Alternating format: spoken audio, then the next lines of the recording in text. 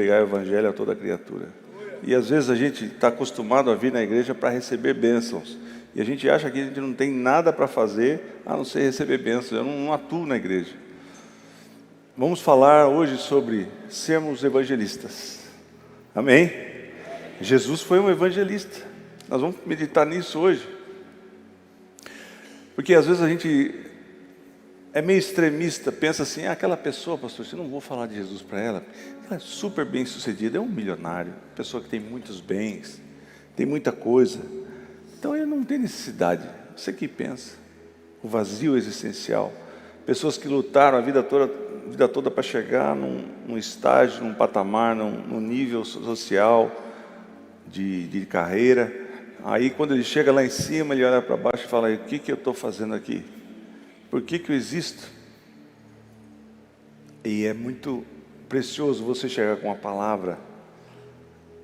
Mas nós vamos meditar de como que Jesus fez. Porque, irmãos, nós somos às vezes muito religiosos, né? Então a gente já quer, não, tem uma estratégia do céu para você falar do amor de Jesus para as pessoas. E por outro lado, quando eu falei de uma pessoa que você fala bem sucedida, eu não vou falar de Jesus para ele. E outro lado você fala, nossa, uma pessoa tão... Esse aí não tem chance. Esse daí já aprontou todas. Esse daí não tem... Acho que Deus não vai salvar uma pessoa como essa. E eu fiz isso algumas vezes. Eu tenho uma experiência que eu fui em Rio Claro, eu já contei aqui, de uma pessoa que era presidente da escola de samba de Rio Claro, da maior escola de samba de Rio Claro, e eu fui lá na casa dele por um evento, nem porque conhecia alguém, acabei indo na casa da pessoa, e ele falou muito mal do evangelho. Eu falei, esse daí, Jesus amado, não sei se tem escapatória para ele. E eu lembro que tivemos uma convenção aqui, nacional, aqui no Volucato, e aquele homem que eu achei que era tão antagonista ao Evangelho, a palavra de Deus, estava filmando, porque um dia alguém se propôs a falar do amor de Jesus para ele. Será que eu e você estamos fazendo isso? Ah, pastor, não sei, tem vergonha. Olha o que aconteceu. O melhor testemunho, a melhor forma, uma das melhores formas de você levar o Evangelho é falando do seu testemunho. O que você vivenciou? Não precisa ter você preparar alguma coisa. Não, fala de você, o que você viveu. Olha o que aconteceu. Nós vamos falar do Evangelho segundo o Evangelho do nosso Senhor Jesus Cristo, segundo João, 1 João e também João 4. Olha como que nós podemos pensar sobre levarmos a palavra de Deus. Quantas pessoas você falou do amor de Jesus em 2021? Quantas pessoas você falou do amor de Jesus? Ah, pastor, não é, eu sou um agente secreto lá no meu trabalho, eu sou um agente secreto na faculdade. Ninguém sabe que eu sou cristão. Um dia Jesus vai requerer de mim, vai requerer de você. Nós precisamos começar a nos expor. Como é que eu vou levar esse evangelho? Deus vai te dar sabedoria. As pessoas mais cultas, mais esclarecidas, que hoje são usadas poderosamente nas mãos de Deus, foram pessoas que chegaram, às vezes, em uma igreja super simples, e uma pessoa sem instrução nenhuma, mas a palavra de Deus é poderosa, e a pessoa se converteu. Eu lembro que tive um livro muito famoso, que, não sei se vocês lembram, era Foge, Nick, Foge. Era uma irmã que Deus colocou no coração dela evangelizar um dos maiores gangsters de Nova York. Esse Nick era um homem que matou muitas pessoas, a gangue dele era temida em Nova York. Mas Deus, o Espírito Santo ficou ministrando no coração dela para que ela levasse o evangelho para o Nick. E era sem cabimento, era um homem temido, um homem que ninguém se aproximava dele. Se você se aproximasse dele, você tinha grande chance de ser morto. Mas Deus foi dando sabedoria. E ela só ganhou o Nick. Mas o Nick escreveu um livro da transformação da vida dele, extraordinária. Ele ganhou muitas almas para Jesus. Então nós temos que começar a meditar. Como que eu vou, eu preciso pensar, como é que eu vou ser usado nas mãos de Deus para levar? Eu moro no edifício, as pessoas entram no elevador, eu fico quieto. Mas eu vejo que eu estou errado, porque minha mãe nunca fez isso. Minha mãe começava a puxar assunto. Você tem que puxar assunto. Você tem que começar a conversar. Você não vai falar de religião, nada. Você tem que começar a conversar. Mas olha o que aconteceu aqui. Evangelho de Jesus Cristo. João capítulo 1, do versículo 43 ao 51. Diz assim: no dia seguinte, Jesus decidiu partir para a Galiléia, quando encontrou Filipe, e disse-lhe: siga-me. Você vê a disponibilidade das pessoas. Jesus só falou: siga-me. E Filipe começou a seguir a Jesus. Filipe, como André e Pedro, era da cidade de Betsaida. Filipe encontrou Natanael e disse: olha o argumento que Filipe usou para evangelizar Natanael. Achamos aquele sobre quem Moisés escreveu na lei, e a respeito de quem os profetas também escreveram. Olha, achamos o Messias, Jesus de Nazaré, filho de José. Irmãos, a primeira resposta, quando você fala do amor de Jesus, a primeira forma de a pessoa reagir com você é de rejeitar você. Quê? Nazaré? Irmãos, Nazaré era um lugar insignificante. Ninguém de expressão saiu de Nazaré. Nazaré, pode ver alguma coisa boa de lá? Que você é de Limeira? Pode ver alguma coisa boa de lá? Disse Felipe: venha e veja. Será que eu e você temos condição de falar para as pessoas: vão lá na igreja? Ah, mas o que acontece lá? Jesus fez isso e isso na minha vida. Venha e veja. Vai lá na congregação comigo. Vem e vê. Vem ver o que Deus vai fazer. Aí o que aconteceu? Filipe só fez isso. Ao ver Natanael se aproximando, disse Jesus: aí está um verdadeiro israelita, em quem não há falsidade. Perguntou Natanael: de onde me conheces? Jesus respondeu: eu o vi quando você ainda estava debaixo da figueira, antes de Filipe o chamar. Então Natanael declarou: mestre, tu és o Filho de Deus, tu és o Rei de Israel. Notamos aqui que Natanael falou isso antes de Pedro. Pedro depois falou essa mesma coisa. Para você ver a transformação instantânea, irmãos. Às vezes você traz uma pessoa na igreja e você fala: nossa, hoje, justo hoje que começaram a orar em línguas, a pessoa é impactada pelo Espírito Santo. Irmãos, quantas pessoas, para meditar, quantas pessoas você tem falado do amor de Jesus? Pastor, já faço tanta coisa na igreja. Então, mas nós temos que falar do Evangelho. Jesus disse: você crê porque eu disse que vi debaixo da figueira? Você verá coisas maiores que essa. E então acrescentou: digo-lhe a verdade, quando você for lá, estiver diante de Jesus, quando você estiver comigo, você pode usar essa mensagem também. Vocês vão ver o céu aberto e os anjos de Deus subindo e descendo sobre o Filho do Homem. Amém?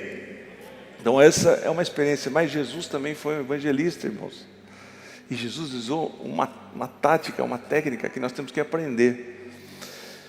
No ano 722 a.C., houve uma invasão dos assírios, e o reino do norte de Israel, alguns judeus se relacionaram, se casaram com alguns assírios e pessoas de outras nações, e eles formaram um grupo de pessoas, e eles são denominados como samaritanos. Então, irmãos, o judeu, quando chegava perto do samaritano, ele tinha uma bronca, ele cuspia no chão, xingava. Da mesma forma, os samaritanos não se davam. Por quê? Porque eles não aceitavam. Então eles viviam numa região em que nenhum judeu tinha contato com eles. Mas olha o que aconteceu. O que fala para nós João no capítulo 4, a partir do versículo 1. Os fariseus ouviram falar de Jesus, que Jesus estava fazendo e batizando mais discípulos do que João. Irmãos, os fariseus, eles pagavam. Você vê que tem um povo que anda atrás da gente só para ver o que você está fazendo, para criticar, E os fariseus eram assim: olha, foi um grupo que acompanhava João. Quanto está batizando João? há tanto. Mas está batizando Jesus, os discípulos de Jesus, nem Jesus, os discípulos de Jesus estão batizando mais que João, fazendo um comparativo, olha só. E por causa disso, embora não fosse Jesus quem batizasse, mais os seus discípulos, quando o Senhor Jesus ficou sabendo disso, ele saiu da Judéia e voltou uma vez mais a Galiléia. Aí você pensa, ele saiu da Judéia, foi aqui, foi no bairro, foi no Ouro Verde lá. Não, 150 quilômetros a pé, daqui em São Paulo. Jesus decidiu viajar. Só que no caminho existia esse local onde moravam os samaritanos, e o judeu, ele não passava por ali. Tem um mapa. Então o judeu, ele fazia uma volta, irmãos, porque ele não queria contato com esse povo de jeito nenhum. Mas no caminho da Judéia para a Galiléia, você está vendo que tem a Samaria ali, de amarelo? Então, mas naturalmente você teria que passar por Samaria, mas os judeus faziam uma volta. E eles preferiam ir pela beira do Rio Jordão, porque você está do lado do Rio Jordão, você tem sede, você bebe água, mas tinha que fazer um caminho, depois ir até Jericó, mas subia uma subida de 30 quilômetros, e Samaria, aliás,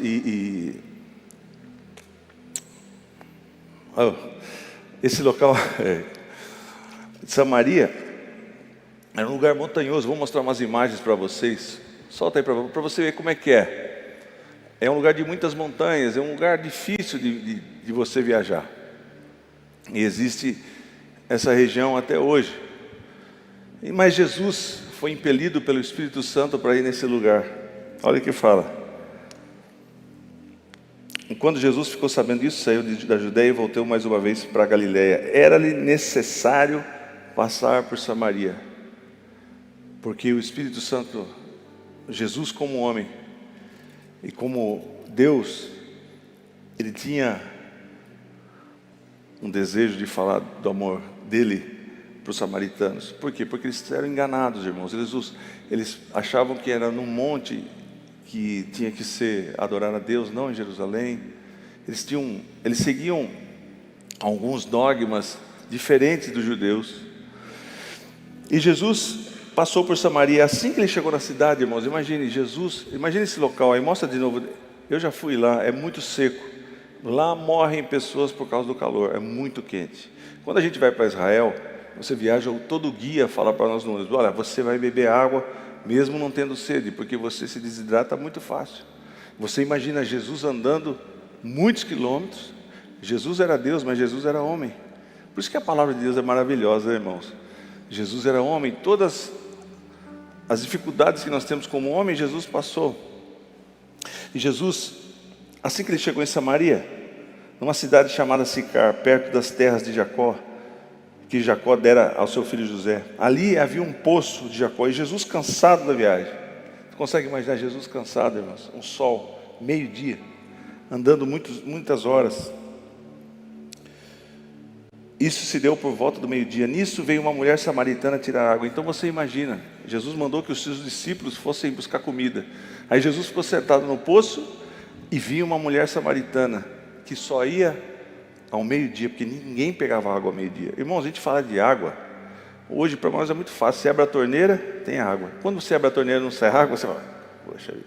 Só que lá, você tinha que buscar água nesse poço, necessidades primárias. Dizem os historiadores que tinham mais de 40 metros de profundidade esse poço. Você tem que descer lá com uma corda, fazer um exercício muito grande. E você imagina que um homem está sentado no poço e aquela mulher só ia porque ela era rejeitada da sociedade. As pessoas buscavam água na parte da manhã, que é mais fresco, para todas as necessidades da casa. Então, Jesus estava sentado ali ao meio-dia, e ela foi, imagine ela indo buscando água, no meio-dia, que ela fazia isso todos os dias, encontra alguém sentado, mas quem que está no poço lá? Um homem? Irmãos, você consegue imaginar um cenário? Naquela época, um homem, para falar com uma mulher, era uma coisa diferente do que é hoje. Muito mais dificuldade tem de uma samaritana falar com um judeu. E ela foi olhando, se aproximando e viu, olhando assim pelas roupas, mas um judeu, o que ele está fazendo aqui? Mas ela chega, mesmo assim ela tinha que buscar água, era a necessidade dela. Veio uma mulher samaritana tirar água. Disse-lhe Jesus: dá-me um pouco d'água. Aí eu vou refletir com vocês. Tinha que ser uma mulher, irmãos, porque o capítulo 4 de João, ele é extenso. Você vai ver que tem muito assunto. Mas imagine você se fosse um homem que visse Jesus, um samaritano. Chegou ali, aí Jesus falasse assim: dá-me de beber. O homem samaritano falou: toma. Acabou o capítulo. Mas como é uma mulher, vocês entenderam, querida? Eu preciso dar risada nessa hora aí. Porque a mulher fala bastante. A mulher gosta de assunto. O homem não tem. Quer beber? Toma água. Mas a mulher já começou a indagar. Ela disse assim: Jesus disse: dá-me um pouco de água. E aí fala entre parênteses que os discípulos tinham ido à cidade comprar comida. Então Jesus estava sozinho com a mulher. E a mulher samaritana falou assim: mas como o Senhor, sendo judeu, pede a mim, uma samaritana, água de beber? Você está quebrando todos os protocolos. O que é isso? Você está pedindo para mim dar água para beber? Você não pode nem falar comigo. Pois os judeus não se dão bem com os samaritanos. Aliás, se odiavam. Jesus respondeu: se você conhecesse o dom de Deus e quem lhe está pedindo água, você lhe teria pedido e ele lhe teria dado água viva. Qual foi o assunto? Porque, irmãos, ela colocou algo em questão. Ela falou: vamos discutir sobre esse problema nosso aqui. Você é judeu, eu sou samaritano, a gente não pode conversar. E Jesus podia polemizar. É verdade, mas eu sou um judeu, mas eu não sou tão radical.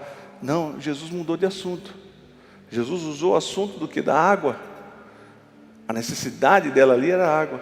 Você está vindo beber água, buscar água todos os dias aqui, uma necessidade tremenda.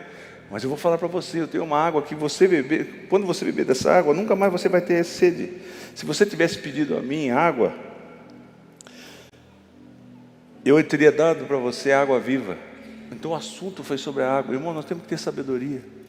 Você começa a evangelizar uma pessoa, você já vai falar de religião. Não, porque você está errado. Você não pode fazer isso, você não pode pitar, você não pode beber. Que Deus nos dê sabedoria. Comece a conversar um assunto. Várias coisas você pode conversar. Sobre, olha o tempo, vai chover ou não. Fala até de futebol, mas você está... Então, Jesus pegou um assunto que era de interesse dela. Ela precisava de água. Como assim? Quer dizer que se eu beber dessa água, nunca mais vou ter sede? Eu quero saber que água que é essa daí. Olha a sabedoria de Jesus. Disse a mulher: o Senhor não tem com que tirar. Você está falando de água? Você não tem nem como tirar água desse poço, o poço de Jacó. Esse poço nem é seu, você nem... Não tem água nem para você. Você está falando que vai ter água, e dessa água que você der, nunca mais vai ter sede. O Senhor não tem como tirar água, e o poço é fundo. Onde você pode conseguir água viva? Às vezes as pessoas vêm falar para você: minha vida está tão arrasada, eu não tenho mais sentido para continuar vivendo. E você pode falar com autoridade que Jesus deu para mim e para você: se você beber dessa água, se você for e tiver um encontro verdadeiro com Jesus Cristo, nunca mais você vai ter esse vazio no seu coração, essa tristeza, essa necessidade de você ter esse refrigério dessa água natural que você bebe. Daqui a pouco você está com sede de novo. Nunca mais. E nós podemos fazer uma analogia e pensar: poxa, toda essa tristeza, essa vida sem sentido vai acabar a partir do momento que você conheceu o meu Jesus. Então, irmãos, nós temos que começar a agir como Jesus. Jesus evangelizando, Jesus falando dele. Acaso o Senhor é maior que o nosso pai Jacó, que nos deu esse poço? Você faz poço, de onde vem essa água? O que o Senhor está falando? Do qual ele mesmo bebeu, bem como seus filhos e seu gado. Jesus respondeu: quem beber dessa água terá sede outra vez, dessa água que você está bebendo aí. Mas quem beber da água que eu lhe der, quem receber Jesus no seu coração, nunca mais vai viver buscando coisas para se sentir realizado. Você vai ser farto de paz. Esse vazio que existe no coração dos homens só é preenchido com a água viva que Jesus dá, com a presença dele. Só que nós temos que divulgar isso. Você vai deixar, eu vou deixar isso só para mim?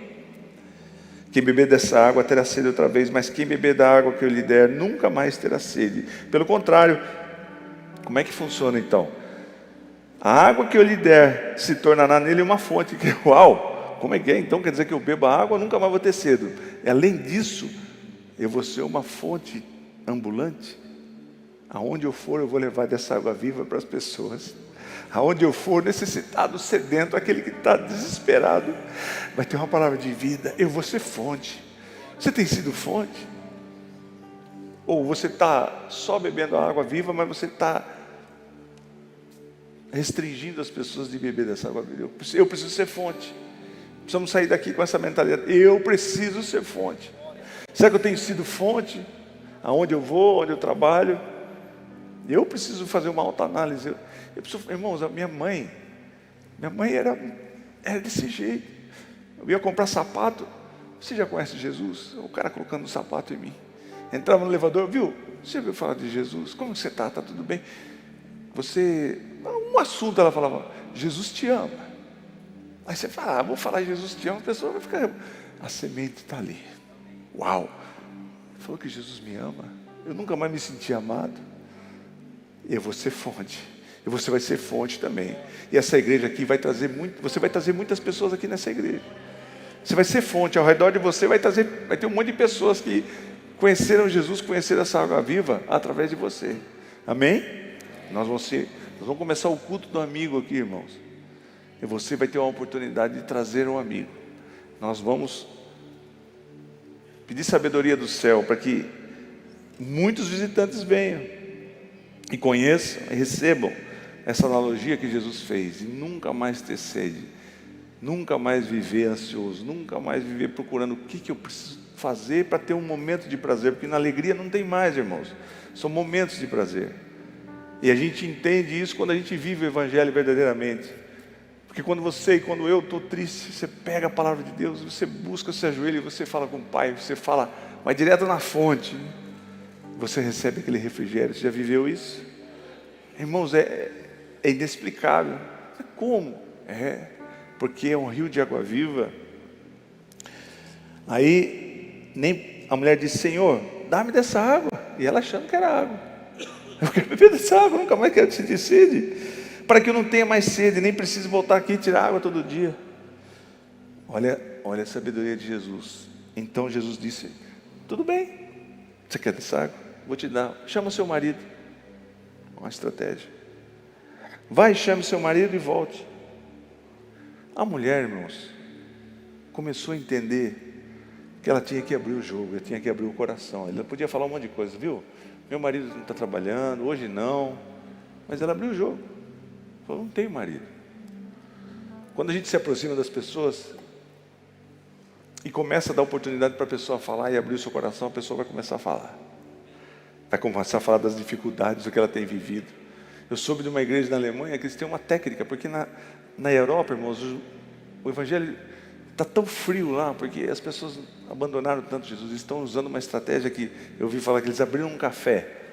Abriram um café, mas a finalidade do café não é comércio, é evangelizar as pessoas. Então tem uma igreja e o café é assim, a pessoa vai lá, vai tomar um café, senta lá, está desanimado. O café já gelou e faz 2 horas que a pessoa está olhando aquele café. E a pessoa senta do lado, viu, tudo bem? Você está passando por alguma coisa? Não, sabe o que é? Minha família, meu filho, estou precisando de um emprego. A partir daquilo ali, da conversa, a pessoa evangeliza. Então Jesus usa essa estratégia. Viu, eu não tenho marido. A mulher abriu o jogo. Respondeu ela, disse-lhe Jesus, você falou certo, dizendo que não tem marido. O fato é que você já teve 5 e o homem com quem você agora vive não é seu marido. O que você acabou de dizer é verdade. Aí a mulher ficou espantada, falou, uau, esse homem sabe tudo da minha vida. Irmãos, fazia muito tempo que essa mulher não conversava com ninguém. Ela era rejeitada, as mulheres falavam, viu, não conversa com aquela mulher lá, que ela é ladrão de marido. Ela já teve 6. Teve 5, está com mais um agora. Ela era rejeitada, ela não tinha acesso com as pessoas. E um homem de repente começou a falar com ela, Jesus, e falar tudo o que estava acontecendo na vida dela. E a mulher falou assim: ué, o senhor é profeta, veja o que és profeta. Mas aí ela puxa um assunto teológico, por isso que tinha que ser mulher, irmão. Se fosse mas tinha que ser mulher. Já começou a puxar um assunto teológico. Nossos antepassados dela já puxou algo. O que está certo, quem está errado? Vocês ou nós, samaritanos? Nossos antepassados adoravam nesse monte, mas vocês, judeus, dizem que é em Jerusalém o lugar onde você deve adorar. Jesus declarou: crê em mim. Às vezes as pessoas vêm cheias de argumentos. Viu, que religião que é certa? Eu já fui em tal religião, tem aquela religião, eu sou católico, eu sou espírita. Irmãos, não entra nesse pormenor. Jesus quebrou isso aí. Ele já começou com a parte teológica. Como é que é? Como é que eu faço? O que está certo? Eu posso fazer isso? A sua religião, tem religião que fala. E a mulher já entrou, porque isso era uma coisa que ela tinha na cabeça, que ela não tinha resolvido ainda, porque ela estava apegada à religiosidade. E a maioria das pessoas também estão assim. Mas Jesus quebrou esse paradigma. Ela falou assim: Senhor, veja que as profetas, nossos antepassados adoravam nesse monte. Então ela sempre ouviu desde criança, mas ela sabia que tinha os judeus que adoravam em Jerusalém. Mas vocês, judeus, dizem que em Jerusalém é o lugar de onde se deve se adorar. E Jesus declarou: creia em mim, mulher, está próxima a hora. Está próxima a hora em que vocês não adorarão o Pai nesse monte nem em Jerusalém. Então Jesus está dizendo: viu, não tem religião, não tem dogma, não vai chegar a hora que você vai adorar a Deus em espírito e em verdade. Você vai entender o que é isso. Vocês, samaritanos, adoram o que não conhecem. Nós adoramos o que conhecemos, pois a salvação vem dos judeus. Jesus estava falando dele mesmo. No entanto, está chegando a hora, e de fato já chegou, em que os verdadeiros adoradores adorarão o Pai em espírito e verdade. São esses os adoradores que o Pai procura. A palavra de Deus nos ensina que o segredo é entrar no nosso quarto, fechar a nossa porta, adorar em espírito e em verdade, é abrir o nosso coração, deixar a religiosidade de lado e falar com o Pai, buscando adorar de todo o coração, porque Deus esquadrinha o coração, irmãos. Ele sabe quando nós estamos adorando Ele em espírito e verdade. São esses que Deus procura, aqueles que fazem: ó Pai, poderoso Deus, fazendo um monte de teatro para que as pessoas vejam. Deus não está procurando, Deus está procurando aquele que às vezes está chorando baixinho. Chega primeiro na igreja e está orando, enche o banco de lágrimas. Deus está procurando esse. Deus está procurando os verdadeiros adoradores. Precisamos começar a deixar desse tipo de coisa, de criancice, de querer mostrar as coisas para as pessoas. Deus é espírito e é necessário que os seus adoradores o adorem em espírito e em verdade. Disse a mulher: eu sei que o Messias, chamado Cristo, está por vir. Quando ele vier, ela não sabia que era Jesus, mas ela sabia que ia vir o Messias. Quando ele vier, ele explicará tudo isso para nós. Aí Jesus foi claro. Então Jesus declarou: eu sou o Messias. Eu sou o Messias. Eu que estou falando com você. Naquele momento os discípulos voltaram e ficaram... Irmãos, imagine os discípulos voltando com comida e viram Jesus conversando com uma samaritana. Mas eles nem entraram no assunto. Voltaram e ficaram surpresos a encontrá-lo conversando com uma mulher. Mas ninguém perguntou: o que querem saber? Ou por que você está conversando com ela? Eles não tocaram no assunto. Então, deixando o seu cântaro... Irmãos, o Evangelho de Jesus Cristo é poderoso, ele impacta as pessoas. A mulher só ouviu aquela conversa de pouco tempo, ela foi impactada. Ela largou o cântaro, irmãos, mas ela devia ter andado uma distância, e ela deixou o cântaro, não quis nem saber, e voltou à cidade e disse ao povo: irmãos, pensa ela enfrentar o povo da cidade que a rejeitava, mas o Evangelho impactou ela tanto. Você vê, as pessoas mais difíceis são essas que são, às vezes, a que mais evangelizam. E ela saiu para a cidade e disse assim: venham ver o que me disse tudo o que tenho feito. Venha ver um homem que me disse tudo o que tenho feito. Será que ele não é o Cristo? Ela estava em dúvida ainda. Mas ela ficou impactada pelo evangelho. Então saíram da cidade e foram para onde Jesus estava. Jesus estava lá. Imagine os homens. Por isso que eu vejo Deus trabalhando, irmãos. Esses homens podiam falar: que essa mulher louca, o que ela quer? Quem que está falando que o Messias está aí? Mas eles foram. Às vezes você fala para a pessoa: essa pessoa não vai na igreja. Você não sabe. Se a pessoa vier, e se ela receber uma palavra e aceitar Jesus, você sabe que você vai receber na eternidade. Você vai ser recebido como alguém que trabalhou na seara do Senhor. Não foi apenas alguém que participava dos cultos. Lá no versículo 39 ao 42 diz assim: muitos samaritanos daquela cidade creram nele por causa do seguinte testemunho dado pela mulher. Aquela mulher que ninguém dava moral para ela, aquela mulher que não tinha reputação nenhuma.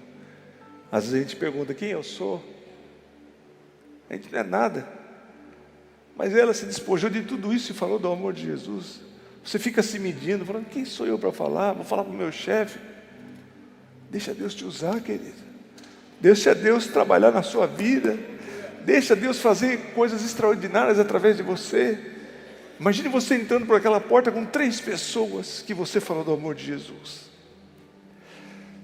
Ah, pastor, será? Você vai ter que colocar em prática. Se a mulher samaritana se dispôs e Deus fez tudo isso, por que Ele não pode fazer comigo e com você? Eu quero, em nome de Jesus, trazer pessoas aqui do edifício onde eu moro. Eu quero, em nome de Jesus, trazer garçons que eu conheço, em nome de Jesus, vir aqui. Quero que Deus me dê capacidade. Você quer isso para você, para a sua vida, querido? Você vai ser abençoado, você não vai ser um peso morto, alguém que ilustra a poltrona, vem, senta, bate palma, assiste o culto e não fez nada. Jesus está vendo, irmãos. Eu vou pregar sobre Cornélio, um homem que não conhecia o Evangelho, não sabia quem era Jesus, mas ele fazia boas obras. Ele orava, ele dava muita esmola, e Deus estava vendo e medindo. Eu comentei com as pessoas hoje: tudo que você faz de bom, Deus está vendo. Ajude uma pessoa, leve alimento, como nós estamos nessa campanha. Deus vendo o que Cornélio fazia, nos mínimos detalhes. E Deus se prontificou e falou: vai um anjo lá e vai falar com Cornélio. Mas nós vamos falar sobre isso num próximo programa, num próximo culto. Mas vai ser diferente, nós vamos sair da caixa. Nós vamos fazer algo bacana aqui para interagir com você. Então, fala lá em João, no versículo 39, no capítulo 4. Muitos samaritanos daquela cidade creram nele por causa do seguinte testemunho dado por aquela mulher. Quantas pessoas já creram em Jesus por causa do seu testemunho? Ele me disse tudo o que tenha feito. Assim, quando eles se aproximaram dele, os samaritanos, irmãos, depois já começaram a ver Jesus, já sentiram o Evangelho, já tomou conta da vida deles. E eu creio e declaro na sua vida e na minha vida, sim. Aonde nós formos, a nossa presença vai fazer diferença, irmãos. As pessoas vão querer saber o que é que está acontecendo com você. Por que você é abençoado? Por que você é feliz num mundo tão caótico, tão doente?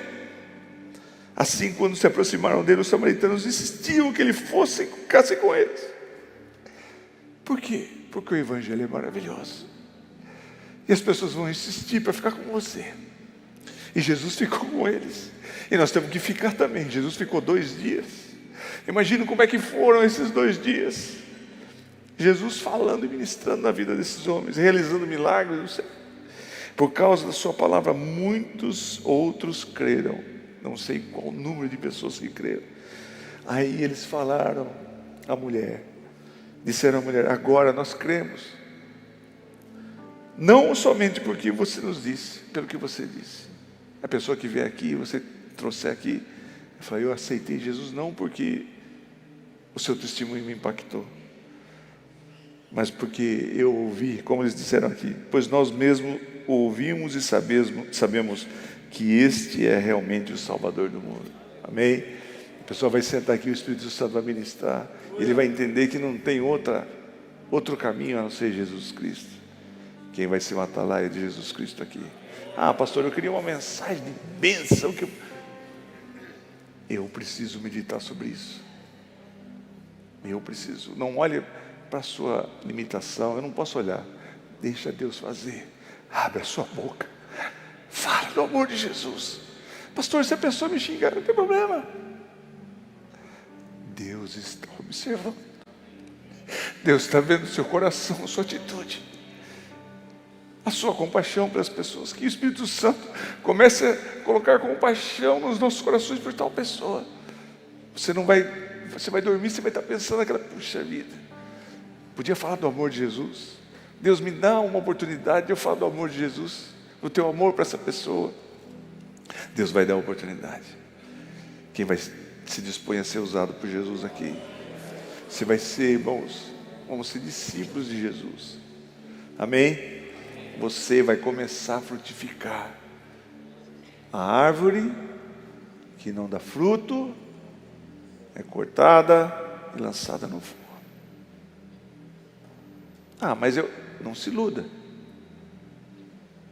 Precisamos trabalhar para Jesus, amém? Você leve com você essa mensagem. Eu podia falar de coisas aqui, sei lá, teologia, uma coisa que fizesse com que o seu coração palpitasse de alegria, mas a mensagem de hoje é uma mensagem reflexiva, para você refletir. Não, quem tem que trabalhar os pastores, não. Deus vai te dar a oportunidade, e quando você estiver sozinho com a pessoa, você vai lembrar, a pregação do pastor, fala ou não fala? Fala. Pede para o Espírito Santo, me dá força. Eu vou falar do teu amor. Eu vou ser usada por ti agora. Você vai ver, irmãos, que às vezes tem pessoa que você não vai ter trabalho nenhum. A pessoa está tão necessitada do amor de Jesus. É só você falar, viu? Jesus te ama, como é que é? Me fala aí, rapaz. É ou não é? Você fica até constrangido, você fala, puxa, não fiz nada. Deixa Deus te usar. Deixa Deus trabalhar na sua vida. Deixa você fazer com que seja acrescentado lá no céu ouro, prata e pedras preciosas que você tem feito. Precisamos trabalhar. O tempo está no fim, irmãos. A seara ainda está branca, mas são poucos os ceifeiros.